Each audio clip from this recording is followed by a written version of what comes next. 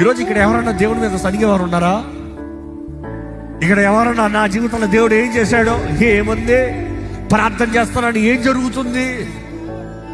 లేకపోతే ఇక్కడ ఎవరన్నా anybody is too impatient with God?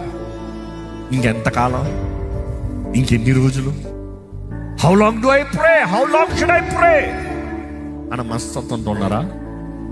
ఎందుకంటే ఇక్కడ ఇశ్రాయేలు చూసినప్పుడు వారు అనుకునేది వెంటనే వచ్చేయాలని దే బికేమ్ ఇంపేషెంట్. ఎందుకంటే నేను కూడా దేవుని మీద ప్రభా ఏంటి ప్రభా ఆల్రెడీ ఇస్తావుగా, మొన్న ప్రార్థన చేశాను, నాకే పడుతుంది అది, ఇంకెంతకాలం ప్రభా? 2 నెలలు కూడా అవ్వలే, ఏంటంటే కంగారు.